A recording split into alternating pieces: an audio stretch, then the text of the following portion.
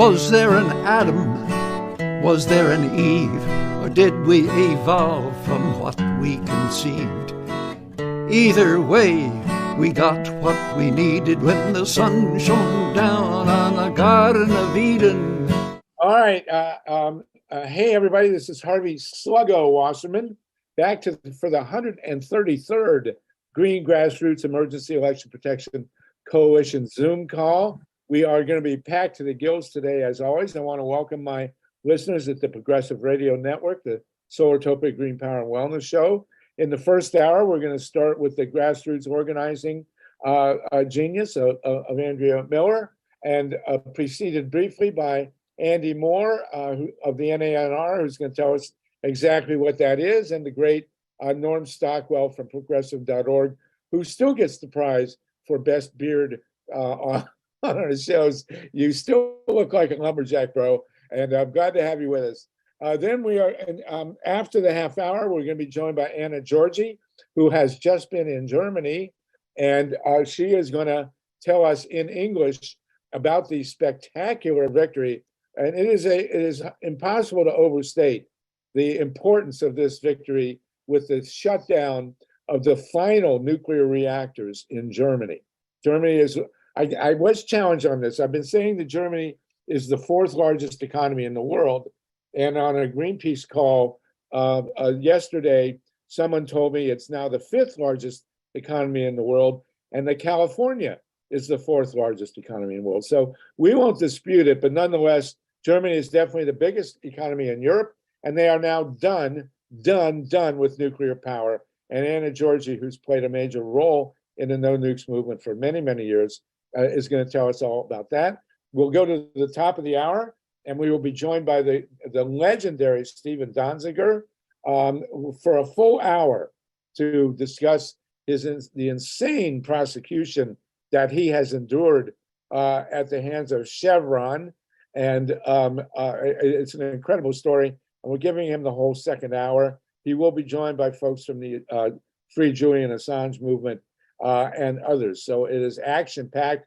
We will go to 7 o'clock Eastern time, and then probably beyond for general kibitzing. We already have 66 people on the call. For those of you who have joined anticipating Stephen Danziger, again, he will be on at 6 o'clock Eastern time, about an hour from now. And we are going to start with grassroots organizing. We want to go to Andy Moore, because we know Andy has to pick up his kids at daycare. Andy, and then we'll segue directly into ANDREA MILLER and Norm Stockwell for the update. Andrea's going to give us a big picture view of grassroots organizing leading into 2024, and Norm is going to update us on what's actually happening in Wisconsin. Andy Moore, come on with us. Tell us about your organization, what you do, and who you are. We know you're in Oklahoma. Beyond that, tell us what your organization is about, and please put the links in the chat. Sure. Thanks so much, Harvey. Thanks for having me. It's great to be with all of you today on this lovely Monday here.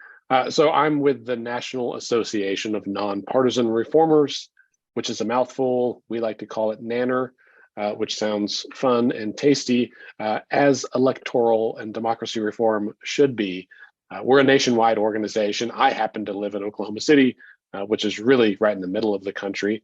But our work is nationwide. We have nearly 100 members who are working on what we call democracy reform, building a stronger, more resilient, more representative and fair democracy across the country. So issues like independent redistricting, trying to push back on gerrymandering, open primaries, alternate voting systems like ranked choice voting or approval voting, campaign finance reform, those kinds of issues. And we're really excited, and we've seen some really great success recently in places like Alaska and Maine, a bunch of cities in Utah. And we're really looking forward to 2024, where I think we're going to see really explosive growth of the electoral reform system across the country. I mean, in states, big notable ones like Nevada, small ones that don't get as much press, because voters across the country, I think, recognize that the current two-party duopoly It's just not working for us anymore. We as Americans are more divided, arguably, than we've been, in 150 years. And the solution to that is to give some of the power back to the people, reform systems so that they work for voters, not just for politicians, and empower us, I think, as just Americans, to elect representatives who are going to truly work for us and not just be beholden to their biggest donors, their special interests. Okay, so I think, as we all know, a doo-wop was a much better type of music than it is for a political system. And we hope that you'll put your, we know you got to run, so would you please put your platform in the chat in one form or another, or at least put your website. Send me your email at solartopia@me, and we will add you to our list, and we'll have you join back on. You need to be in touch with Andrea Miller and with Norm Stockwell, and to further your great work. We have 73 people with us. Does anyone want to ask Andy a quick question before we proceed? Are you a 501c3? Are you a nonprofit? Do you do 501c4 work? Yeah, so we're a 501c4. Enables us, when you're working with a two-party duopoly, you kind of have to fight fire with fire sometimes. So that maximizes our ability to advocate for reforms like the ones that our members are working on. Oh, wonderful. Okay. Is there anything else you want to tell us? I'm open to some questions. I've got some time if people want to ask questions. I see several hands raised. Okay, Scott Denman, you're raising your hand. Are you unmuted? Can we unmute Scott, please? Scott Denman, you go. Thank you very much, Andy and Harv. Thank you both. Andy, what kind of a base do you have? Do you have a membership? If so, how large is it? How many operating chapters do you have in the States? I'm from Maine, where we have ranked voting, and it's already worked fabulously to get rid of a corporate fascist congressman and to put in a moderate Democrat. But it's a tremendous tool for one. But I'm very curious because obviously, definitely supportive of all of your goals and objectives, and hoping that you have a great groundswell behind you. Yeah, so that's a great question, Scott. Thank you. So right now, I think from the email I saw last night, we have 97 active members, and members are organizations, not individuals. Okay. We're really kind of a business-to-business operation where we are trying to help organizations grow, right? Trying to increase the capacity of organizations, big and small. So we do have, members that are large national organizations like Unite America, Represent Us, Fair Vote, Open Primaries, some of those big ones. But we also, work closely with a number of smaller state-based or even local organizations, folks that are trying to make change in their backyard, right? We all know that all politics is local, and being able to connect with grassroots folks around the country, including those who maybe are working on Monday, stuff right? on their own, but getting them connected to, maybe a larger organization in their state. If there's a campaign that's going on, we try to help kind of bridge the gap there and really help those smaller grassroots groups kind of level up so that they can be more effective and can be part of this budding movement across the country. Oh, Harvey, I think you're muted. There we go. Okay, so yes, it sounds great. Do you have Center for Common Ground on your roster there? I'll have to go back and look. I'll be honest. We had explosive growth last year. We went from about 25 to more than 90 members, and I've lost track of who's all on there. Membership is open to any organization. There's a first year free option. We do a really great annual conference. It's going to be next February of 2024 in Denver, and we'd love to see all of you there. Okay, Andrea, do you want to? Oh God, we got a bunch of hands here. John Steiner, go ahead. John Steiner, you're muted. Can we unmute John Steiner? Ron, I'm unmuted. Okay, go for it. Andy, great to see you in this venue. And Am I good? Yeah, you're good. And you alluded to this, but if somebody on the call wants to join or just learn more, we presume on the website there's an easy way to do that? Or what would you tell us as any organizations that are on the call to want to get more involved? Yeah, that's right, Tron. Always good to see you. I put our link in the chat, and I'll do it here and again in just a moment. It's nonpartisanreformers.org. If you want to see who our current members are, you can click on membership. There's a list of all of our members and most of their logos if they submitted one. And you're welcome to join. There's a link to join right there on the website as well. Well, listen, thank you, John. I suggest that your Denver meeting next February, that you feature Andrea Miller in the Center for Common Ground so that you can present the core issues with grassroots organizing and how the Georgia Miracle was run and things like that. Can we unmute Ron Leonard? Ruth Strauss, go ahead. And also Point Man needs to be unmuted. And then we're going to give you 5 more minutes, and then we're going to switch over to Andrea Miller and then Norm Stockwell for the Wisconsin reports, okay? Sluggo, just 2 quick reminders. For people asking questions, we have the 90-second rule. Right. So people can get in and out of their questions really quickly, and we can get to everybody. And number 2, if you're unmuted, please be quiet. Don't ask what day it is. We heard somebody shouting out. You're going out on a live line, and just try to keep quiet unless you're recognized. Thanks. Thank you, Mike, and whoever asked that, it's Monday. Go ahead, Ruth, and then Ron Leonard, and then Point Man. You had me. It wasn't me. Ruth? It wasn't me rustling paper. Somebody said anyway, I didn't know what people said about Andrea Miller. I think you've got 2 people open. I'm sorry. Can you hear me? Yeah, go for it, Ruth. Okay, so anyway, I think Andrea was probably in large part responsible for the winning of Judy Protasiewicz in Wisconsin. So I definitely want you to get together with her. What I want to know is, do you all have a plan? I mean, it's great to have more parties, but the real bugaboo is the state legislators that want their, electors to vote however they want, or the state legislature to override the electors. So are you all working on that as well? Yeah, that's a great question, Ruth. So we, as an organization, we don't champion any specific policy, or we really kind of work as a trade association for our members. But I'll say, I think, we share some common values. And one of those key things is that we're not anti-party, we're pro-voter, right? So we're all working on issues that make democracy work better for all of us. There's some great research and commentary from folks like Lee Trutman about the 2-party doom loop and how America might be better served by having multiple parties that are stronger and better represent their constituents. And I think one of the things that we're looking at is not just Congress, right, but definitely down the ballot, whether it's state legislatures, your county government, your city government, but designing election systems that work better for voters.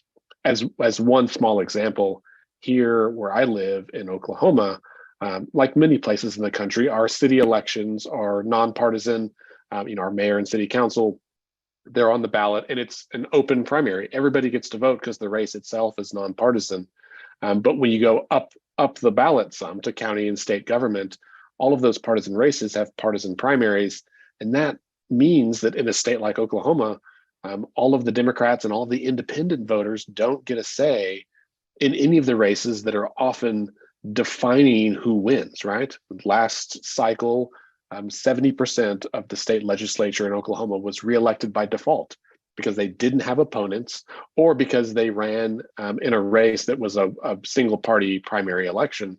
And that meant that the majority of voters didn't get a chance to cast a ballot whatsoever. And so we, looking at how we can change reforms like that so that everyone's vote really does count equal, and that we all get a say in who elects us or who represents us, I think are fundamental things that do trickle down or trickle up in many cases to elect better candidates that pay attention to what voters actually want and not just what the folks at the fringes are yelling about. Okay, so your website is posted in the chat and people can look at that specifically. Ron Leonard, I don't know why you're muted again. Let's get you unmuted. We're gonna cut it off quickly, but Ron, go ahead, and Wendy, Charles, and Justin, and that'll be it. Go ahead, Wendy. Ron. Yes, so I'm so glad that you're optimistic, and I'm curious as to where the optimism comes from. Is it because that we are seeing in a recent Gallup poll that 49% of Americans recognize themselves as an independent rather than a Republican or Democrat? For example, in 2004, it was basically 35% Democrat, 33% Republican, and 31% independent. Now it's 49% independent. What's happening? Yeah, that's a great question, Ron. And I'll be honest, I'm one of those folks, right? I was a Republican for the first 10 years of my voting life, switched to be a Democrat with Hope and Change in 2008. And then several years ago, left the Democratic Party as well, because I felt like neither party really was doing a good job of representing me, at least here in where I live. And I think we see that across the country. I mean, many states, Colorado, Nevada, there's lots of states where independents are a majority of voters. And in states that have close primaries, that means that a majority of voters cannot participate in those primary elections. Often those are the general elections, right? If there's no opponent. Furthermore, if I think a concern is that if the two parties are losing voters, right? People are leaving those parties, both opting out and choosing to not affiliate with any party. If you're selling, widgets or tennis shoes and an increasing number of people don't want what you're selling, you really got to look at yourself in the mirror and examine why that is. And so I think, we see some really exciting possibilities on the horizon. Groups like Forward Party that are starting another party, but they are making election reform part of their platform. In some ways, harkens back to the way that our two major parties used to function, where it wasn't just ideological divides on both sides, but where you have cross-cutting issues, where you have conservative and liberal members of both parties. I think Americans are starting to organize around issues and around personalities and people, not just around political ideology.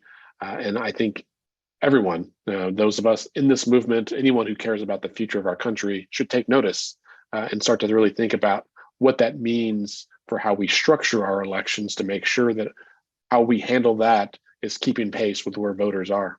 Okay, so Annie, it's great. We're going to have you back because we're really packed today. If you folks put your hands up, if you don't mind.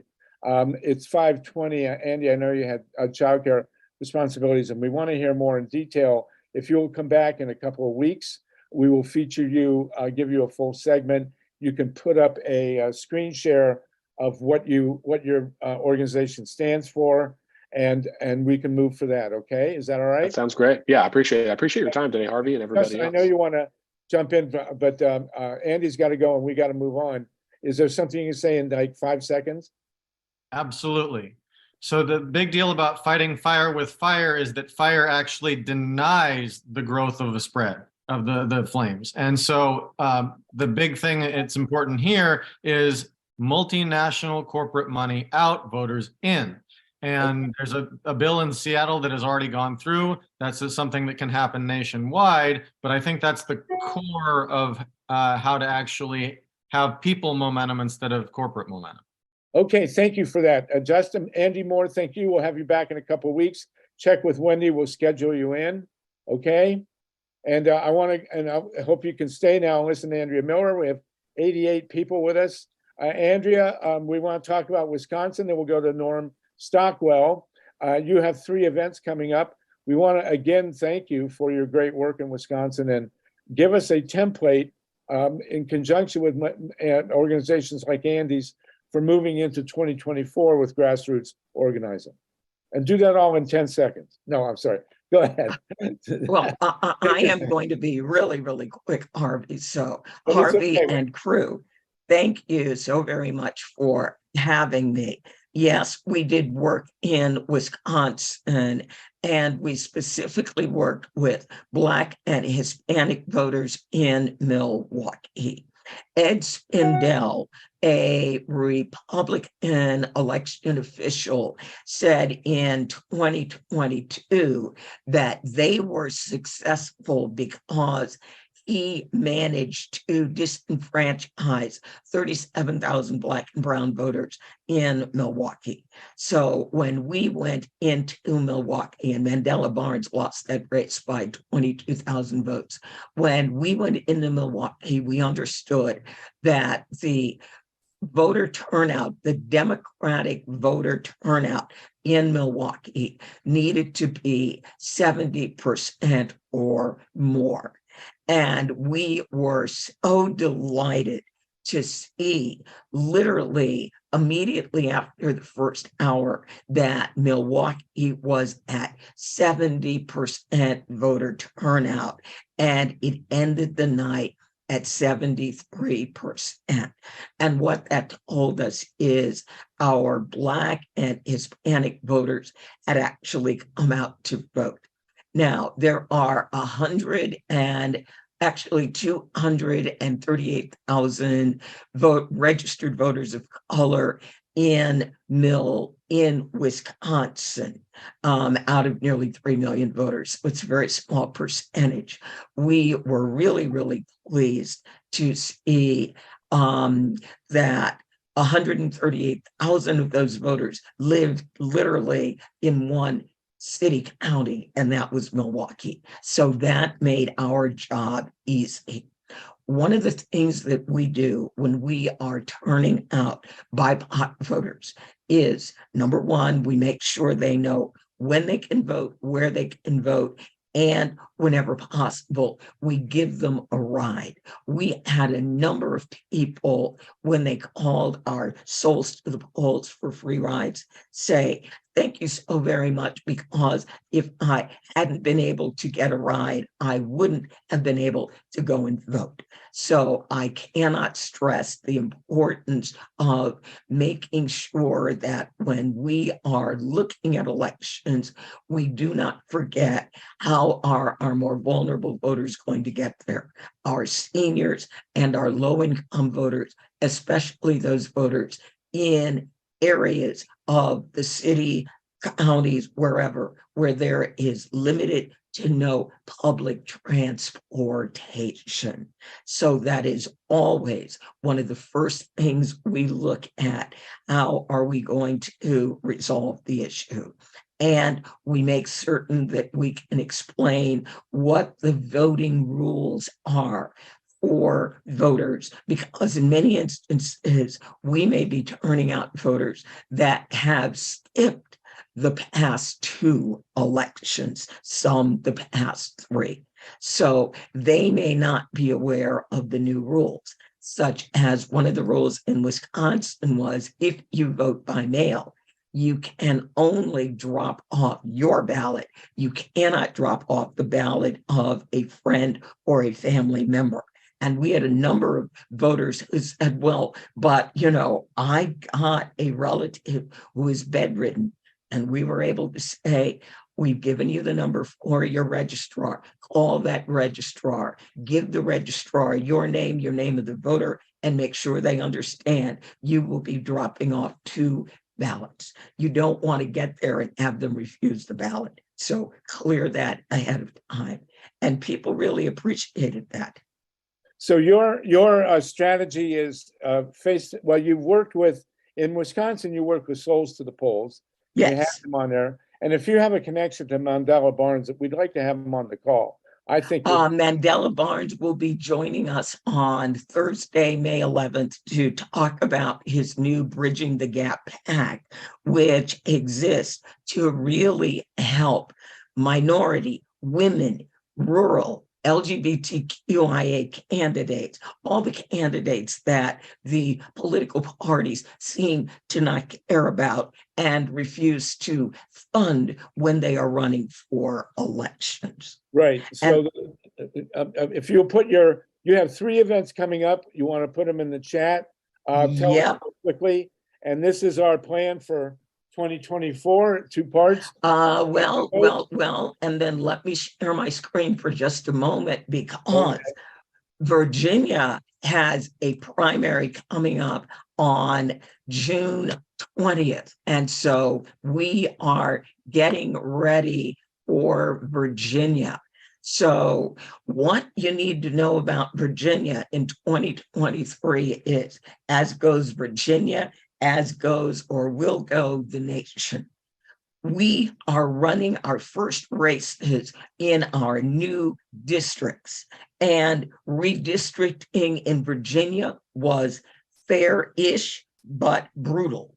We ended up with 37 Republican districts, or likely Republican, 31 likely Democratic districts, and 32 districts that are brand new. These districts literally could go either way. So Virginia is going to be a fight.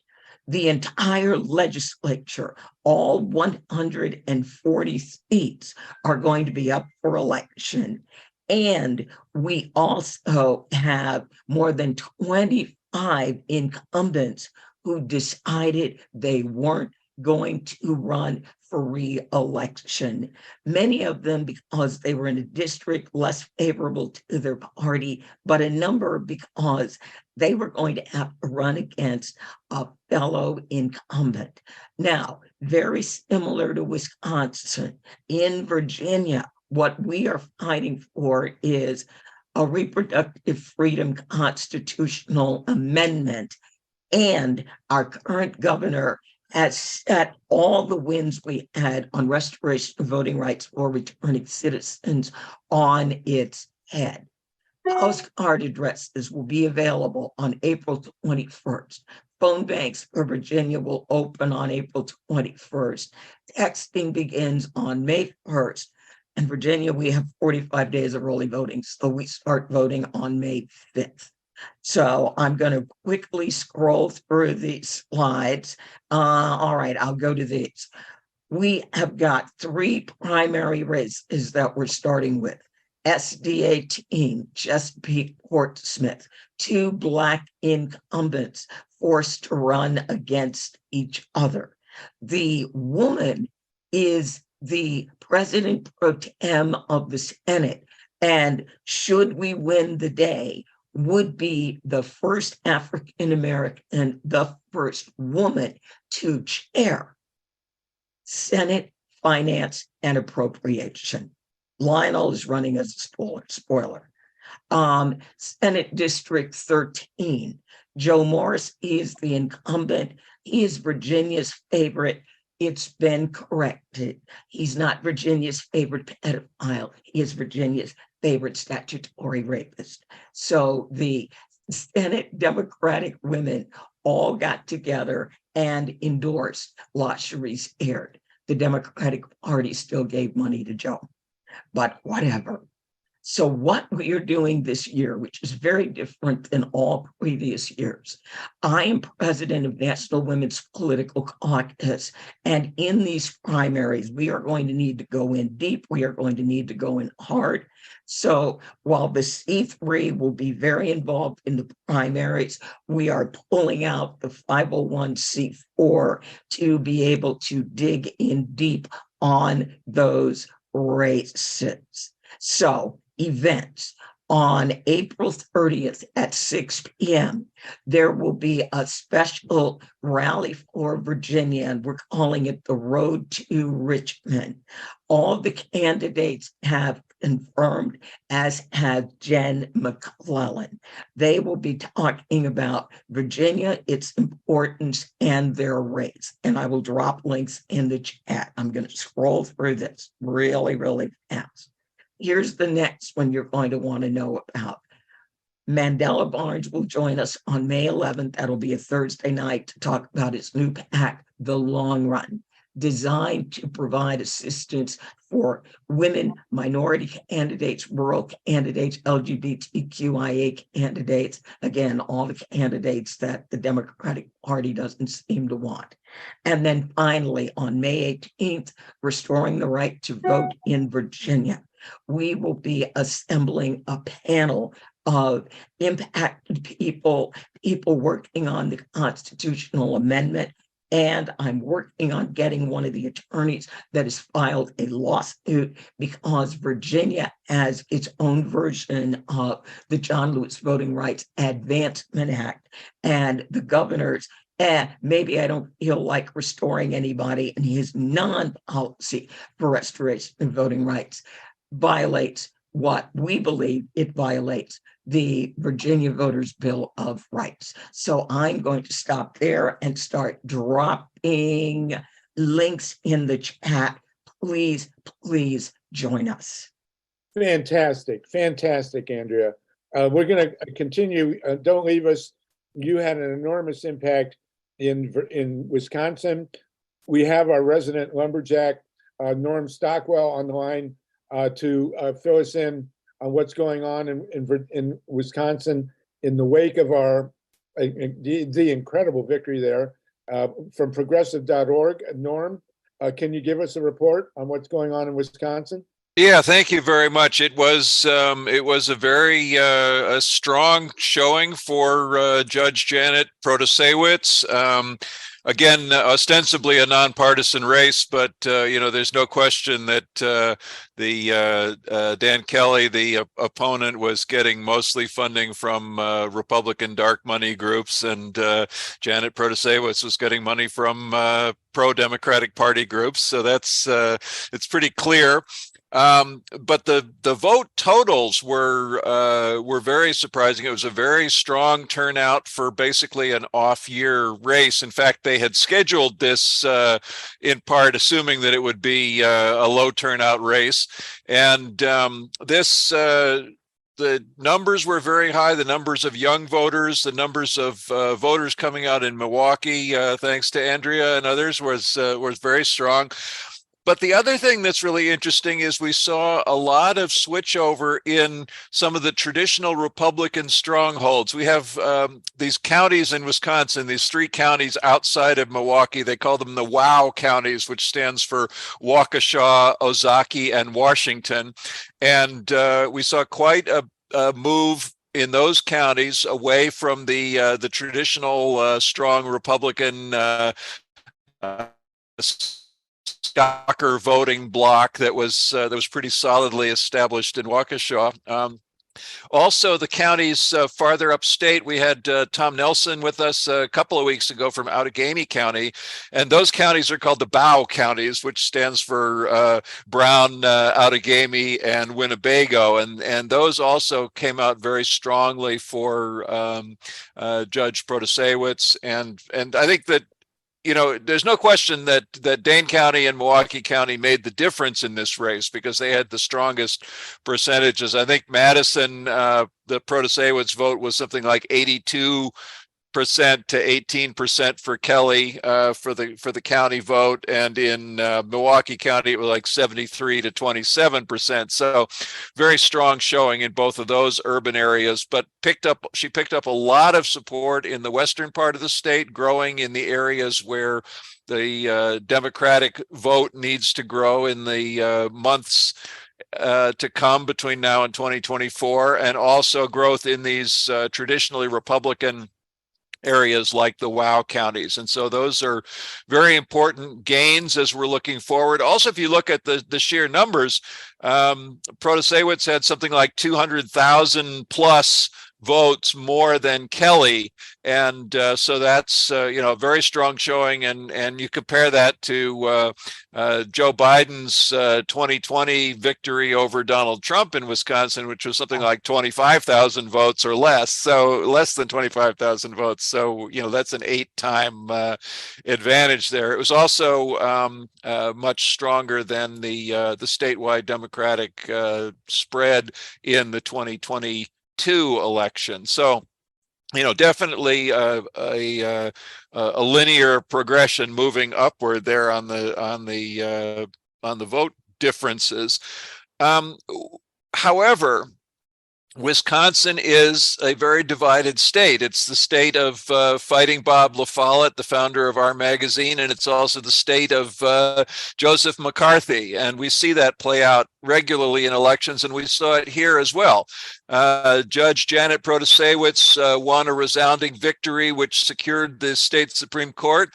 But in the state Senate, the Republicans gained their supermajority, which allows them, among other things, it gives them the powers of impeachment. And so there is some discussion now. The Wisconsin law allows the state legislature to impeach any civil officer. They don't really define what that means, civil officer, but the candidate who won the state Senate, a guy named Dan Knodel, said during the campaign that the first thing he would do is impeach Judge Janet Protasewicz. And so, you know, we kind of know where their thinking is on this. Now, just a couple of days ago, the Senate Majority Leader, a guy named Devin LeMahieu, said that they would not be planning to do any impeachments, that they would not be using that power. But, you know, that's what he said to the media a couple days ago, and we'll see how the year plays out. The issue of impeachments is an interesting one because more than anything else, what it could do is tie things up and bog things down. The Supreme Court Justice Janet Protasewicz will be seated August 1st.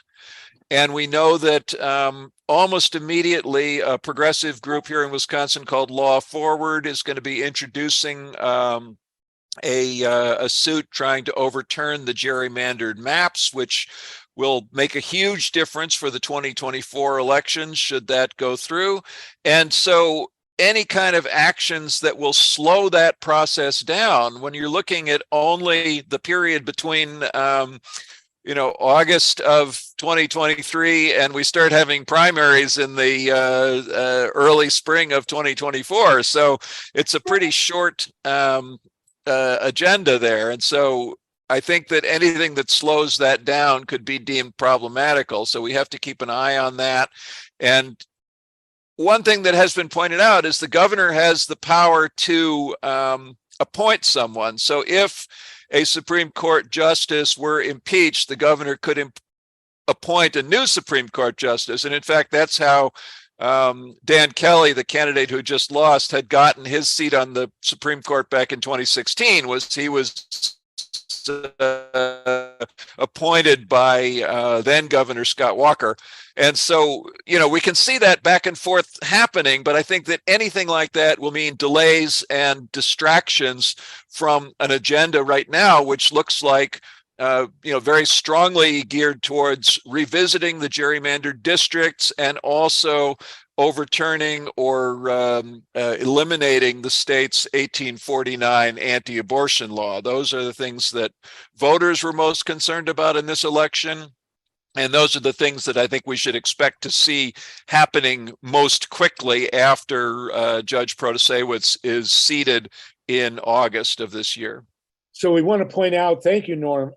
First of all, Norm is the publisher of the Progressive magazine, one of the great, and now progressive.org, one of the great institutions of progressive thought and action in this country. It's a great honor to have you with us, Norm, and to represent.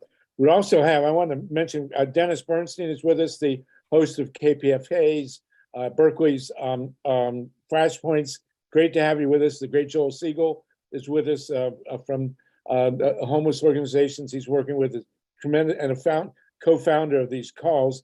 Carl Grossman of the No Nukes movement on Long Island. Great to have you, Carl. Ann Wilcox is with us.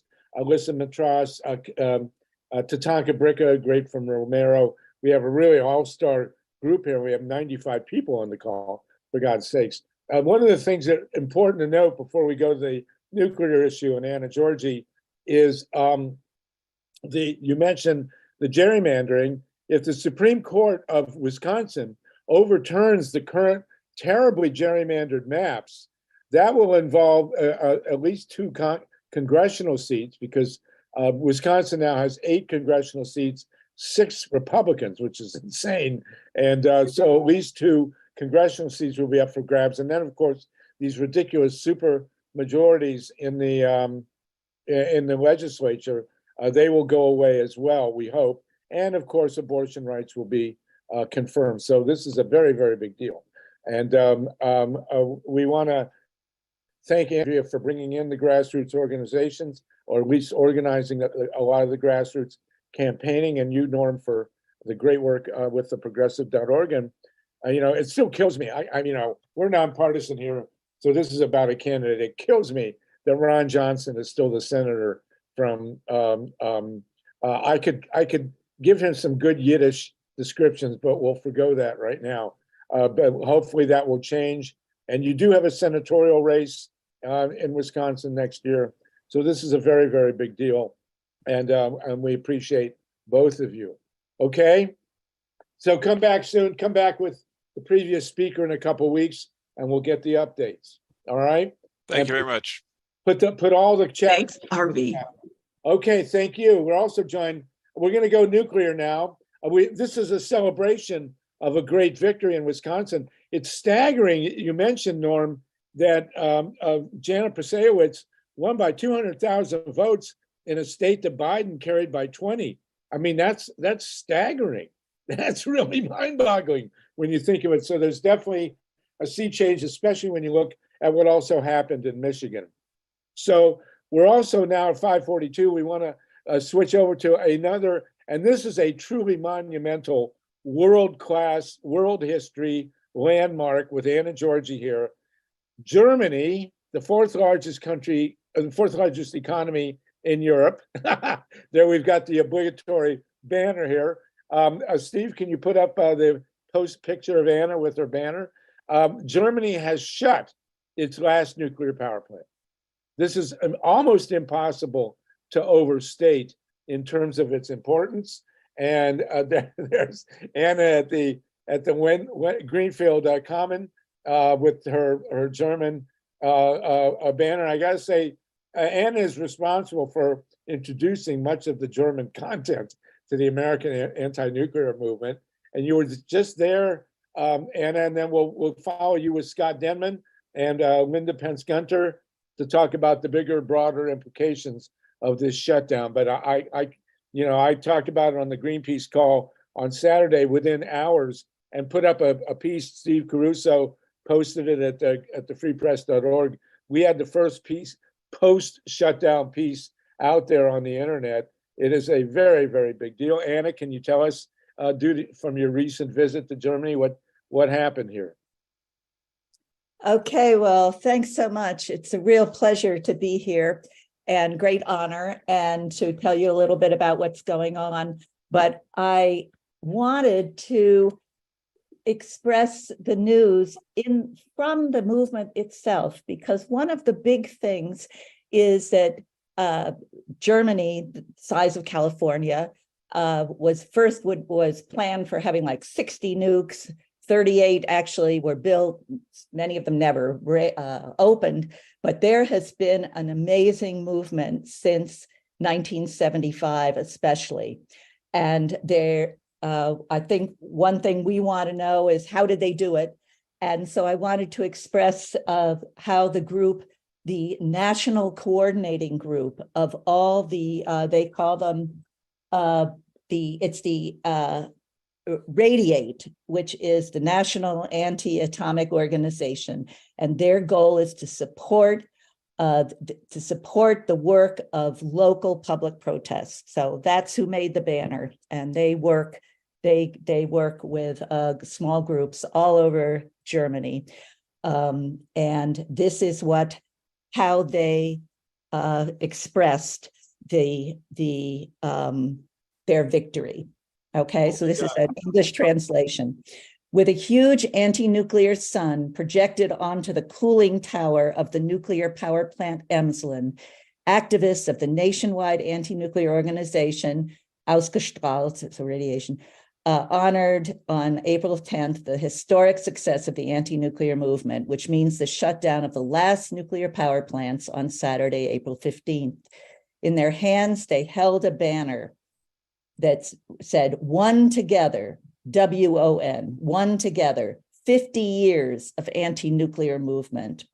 And this is what the spokesperson said. The anti-nuclear phase-out and the shutdown of the last nuclear power plants in Germany is a success of the commitment of hundreds of thousands of citizens. For more than 5 decades, they have used their persistence, imagination, and ever-new protests to make the good arguments against nuclear power prevail. Together, they have won what is probably the biggest dispute in the history of the Federal Republic of Germany. Probably never before has a citizens' movement achieved anything comparable. Without the constant pressure from the anti-nuclear movement, there would never have been a political decision to phase out nuclear power, nor would it ever have become reality. At the same time, the anti-nuclear movement helped launch and enable the worldwide triumph of renewable energies. With the shutdown of the last power reactors on Saturday, the risk of a catastrophic accident in Germany is dramatically reduced, and the production of highly radioactive nuclear waste in the nuclear power plants has stopped.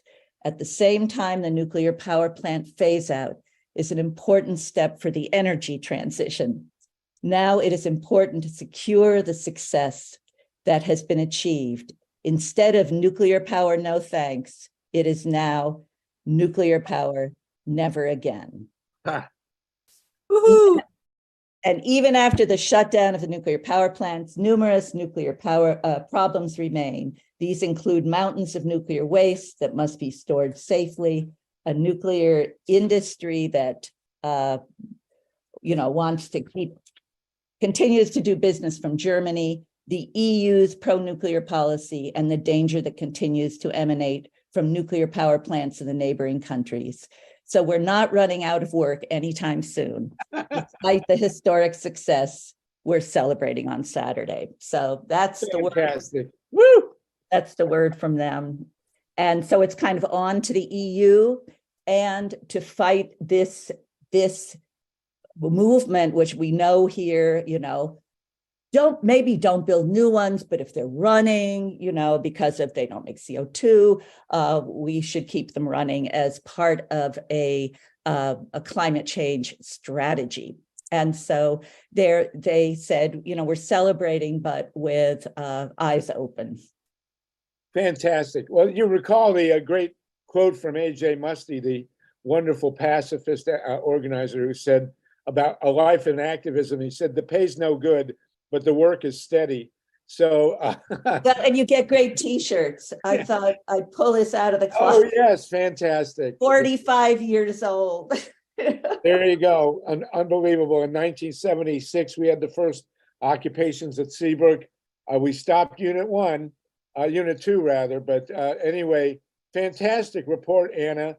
And can I just say that those occupations here were based on the very first ones in Germany, in the rural town of Wiel, where farmers in February 75, when farmers and housewives and 28,000 student supporters came and occupied the site. And I see that Betsy Corners is on this call, and that's really wonderful. She's been there, I was there, and we brought home the news and the strategy.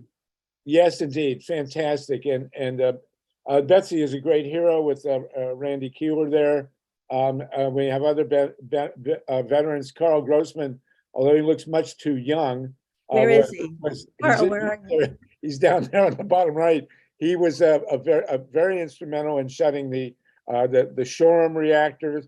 We can now brag that we have the Indian Point reactors shut down. It is headed in the right direction. And I read the New York Times article about this shutdown, and they have all these people quoted as saying that this was a dumb thing to do. Nobody spoke to the reasons that it was done, and in fact, the Germans have prevailed. They're treating Germany like it was some kind of hippie commune, where all these people, when in fact German industry and Angela Merkel, who will go down in history as one of the great leaders of Europe, made the decision to do it, and by God, they did it. They did it was because of the demonstrations before and after Fukushima.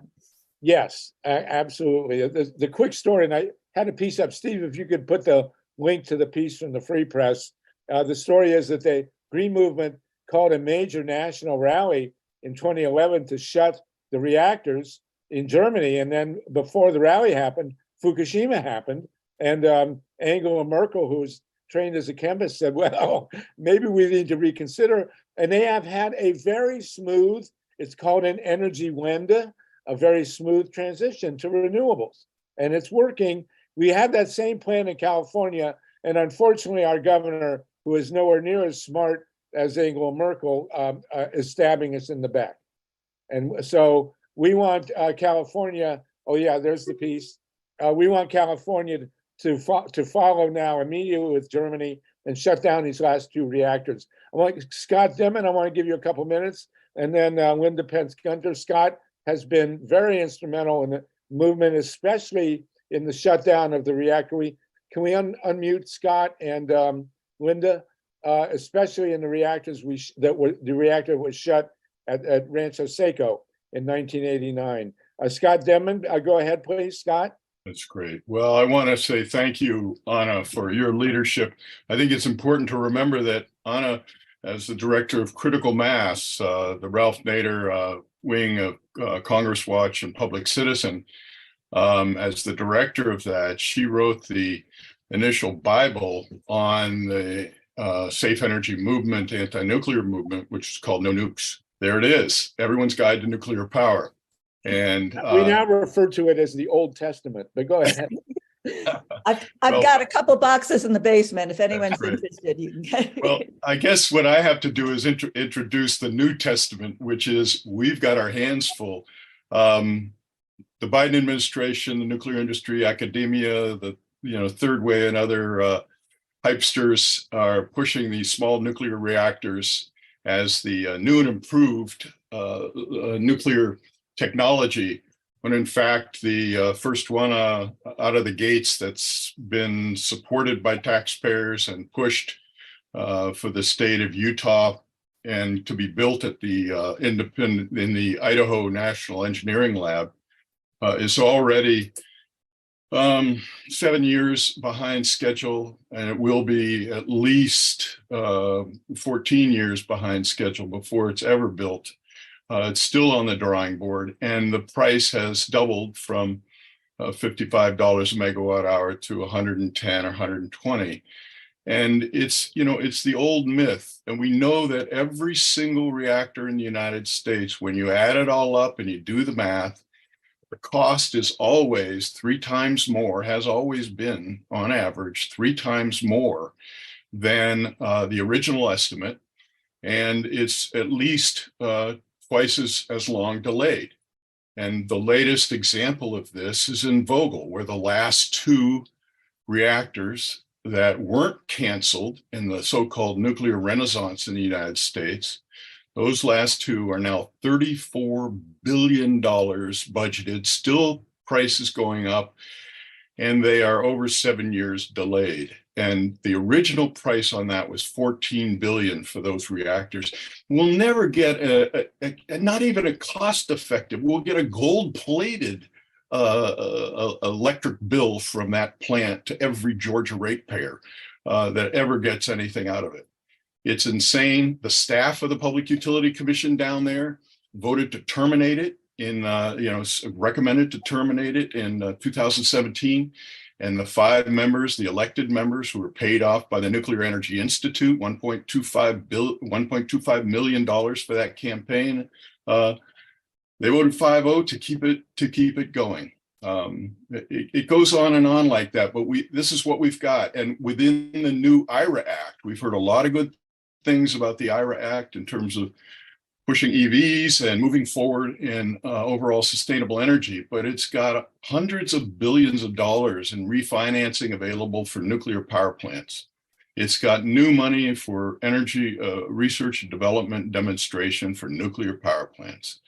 Now the Department of Energy is working in I won't say collusion because they're doing it publicly, but with the state regulatory agencies and the oversight, NASIO, the energy oversight state offices, to move nuclear power through the regulatory process in these states. And they're we found at least 23 states are now moving to develop these small modular reactors.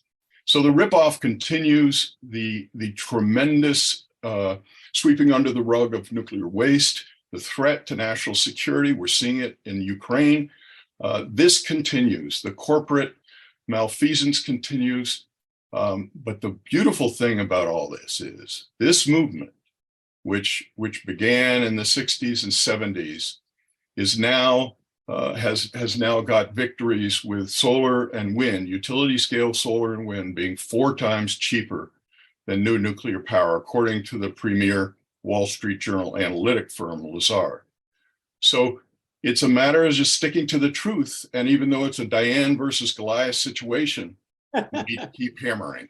We need to keep demonstrating, and we need to force the media, which has taken this hook, line, and sinker. Once again, we need to confront and speak truth to this corrupt power. So I'm grateful for all that you folks do. Linda Pence Gunter, I've worked with her for years, Harvey and Anna and many others, and Carl.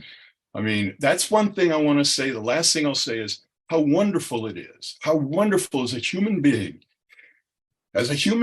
to work with people who are like these folks and like you all out there who share the same values. It's hard, tough work, but can you imagine selling cars? I mean, we're selling EVs now, so we are now in the car business. So just love to you all, and we'll keep at it no matter how gray and white our hair gets. So thank you so much, Scott. Really. Namaste. Namaste, and it's so great to celebrate a victory.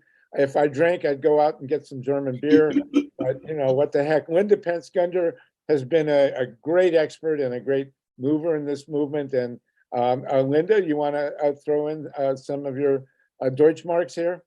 Absolutely, yes. And first of all, you know, Scott is the reason I'm sitting here at all. He got me into this mess. I'm not sure if I should say thank you. Anyway, here we are, all of us together, and also introduced me to my husband. So there we go.